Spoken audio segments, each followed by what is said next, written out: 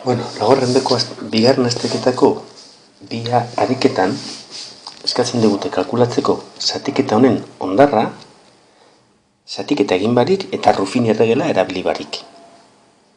Bueno, segeratzen zaigu, hondarraren teorema bakarrik. Gogoratu, hondarraren teoremak esaten duela. Ruffin egin leheken zatiketa honen hondarra eta polinomioaren balioa, kasu honetan, bi puntuan balioak berdina direla. X-ken bia zatitzen badugu, hemen bi ipini behar dugu. Horren, zer ingo dugu? Kalkulatu P2. Zer izango da? Minus bi bider bi lau, ken bi berriru, kasu honetan ez du ipinar parentesia, borrengo dana, negatibo ez dalako, ez dago arazorik. Minus bi bider bi lau, ken bi berriru, gehi bi berbi, ken bi. Eta emoten dago. Bi lau da 16, bider minus bi, ken 32. Bi berriru da 8, ken 8. Gehi lau, ken bi. Minus berrogeta bi, gehi lau, emoten dago, minus 38. Torain, zein da galdera? Hondarra kalkulatzeko, ez? Ipini behar duzue, hondarra dala minus 38. Bueno, bigarren B ariketa, bi B. Bueno, bi B. A ber. Bi B ariketan eskatzen digute. Jakinda, P minus iru berdin zelo dala, zer aldugu esan PX polinomiari buruz. Eta hemenik komentatu neban, ariketak gauza gehien esan da hobeto. Zelan dauzen, bost sei bat modu desberdin esateko gauza bera, baloratu izan dut, bat ondo egiten duena, 0,2, 0,5-etik 0,2, bat idatzita. Bi modu desberdinak 0,4 edo irudo gehiago 0,5. Lehenengo zein da? Eta hemen gauzak ondo idatzi behar dira. Ez du balio zer nahi izan duten esan, baita zer esaten duten. Polinomioaren balioa minus iru puntuan 0 bada, hori da, hain zuzen, erroaren definizioa. Orduan da, minus iru da PX polinomioaren erroa. Muy bien. Kontuten izan da, hondarraren teorema, polinomioaren balioa minus iru puntuan, eta zatiketa konkretu baten hondarra, ze zatiketa? Idatzi behar dugu ze zatiketa dan. X-ken minus iruak, beraz, gehi iru, zatiketaren hondarra, H dauko hondarra, 0 da. Zatiketa baten hondarra 0 bada, guk aldugu esan, zatiketa hori zehatza dala, ez? Zatiketa zehatza bada, aldugu esan, polinomioa zatigarria dala.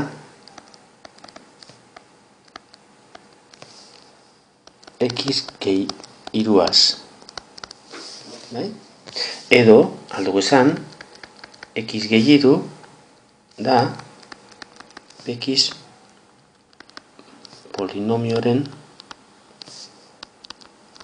zatitzaile bat. Eta zeigarren bat. Aldugu esan, PX X gehi iruren multiploa dela. Bebai. Baita ere, posible izango zan esatea, PX berdin 0 ekuazioaren soluzio bat, X berdin minus iru dala. Modu askotan dauz. Modu asko dauz. Orduan, hauetatik, zuk hemen ipinoteznik, 7. Eta gehiago iguala esango ziren, asmatu. Bitariko bat ipinita 0,3, bi ipinita 0,4 eta 3 gehiago ipinita 0,5. Vale. Urrengoa da bize. Bizen eskatzen digute. X berdin minus 3, X berdin 0 eta X berdin bat erroak dituen hirugarren mailako polinomio bat. Minus 3 bada erro bat, horrek esan nahi dau, X gehi 3 aldala zatitu polinomio hori. Eta zatiketa zehatza da. Aurreko ariketan egin dugu. Oso ondo. Beraz, polinomio aldo izango dugu idatzi, X gehi 3 bider zeo zer. Bardin gertatzen da, X 0 punt balioaz. Horrek esan nahi dau, zati X aldugu izango dugula egin. Zati X ken 0, zati X. Beraz, polinomio ere, X bider zeo zer eginez lortuko dugu. Eta gauza bera, X gehi bateaz. X ken batarekin zatigarria dela. Beraz, polinomio hau, hirugarren mailakoa denez, hauxe da, eskatzen diguten polinomio aukera bat. Eta amaitzeko, D. Biden daukagu, minus X berlau, gehi kaken bat, bider X berriru, gehi bost X ken kaken 6, hauxe, zati X gehi bat, zatiketa honen ondarra, dala minus 3. K kalkulatzeko. Zati X gehi bat egiterakoan ondarra bada minus 3, polinomioaren balioa minus bat puntuan izan behar da minus 3. Eta hau da, planteatuko dugun ekuazioa. Eta jazten dugu, minus bat per lau gehi kaken bat bider minus bat berriru gehi bost bider minus bat ken kaken 6, hau berdin minus 3 da. Eta ekuazioa orain ebatzi behar dugu.